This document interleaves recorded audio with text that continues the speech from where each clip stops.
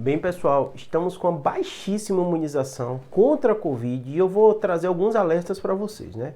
Fato é que aquele momento ápice da pandemia passou e agora o clima é de acabar, né? Ninguém aguenta mais a gente viver nesse cenário de pandemia com uma série de restrições. E a própria OMS já fez uma diretriz para isso, os Estados Unidos acabou com a situação de emergência sanitária, né?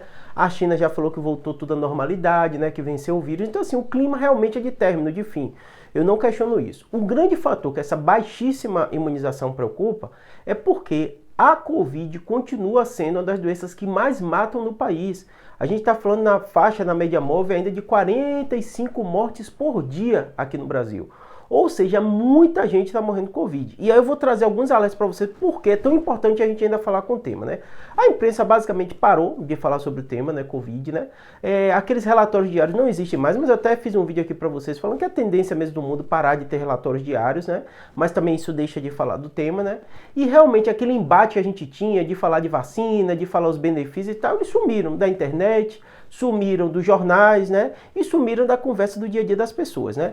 Quando a gente olha para fora do país, países que continuaram fazendo dados diários, tendo algum alerta, todos estão muito preocupados. Pra vocês terem ideia, o CDC norte-americano agora mandou uma nota bem dura, assim, colocando que são 1.300 americanos toda semana morrendo de Covid. Ou seja, muita gente.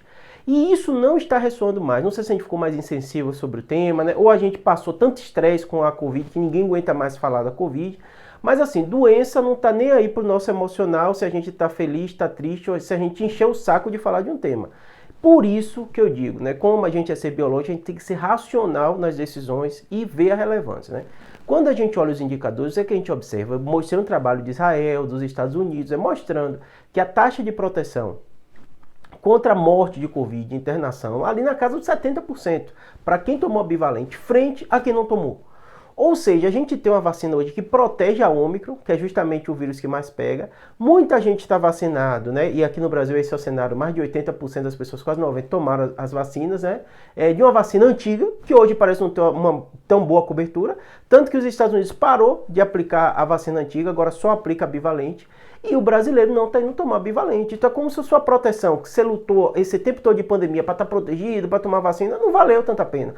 A gente está colocando números, só para vocês assustarem, né, de menos de 20% da população que podia se vacinar. Nem estou botando a população toda, porque muitos ainda não podem se vacinar, né, por causa da idade, alguns fatores, né.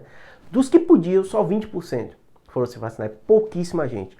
E ainda para preocupar mais ainda, quando você faz enquetes, como eu fiz aqui no meu canal, né, com mais de 20 mil pessoas participando, né, da enquete, quando eu boto o tema bivalente, a maioria das pessoas, é o próximo a isso, 46%, 47%, diz que não vai tomar a vacina bivalente, que já encheu o saco, e argumentos assim, muito do ponto de vista científico fraco, não casa o argumento frente, a maioria das pessoas estão falando da bivalente, estão dizendo que tomaram as vacinas antigas. Aí um disse que é porque foi obrigado, outro disse que é porque na época assim protegia e hoje não. E não faz sentido.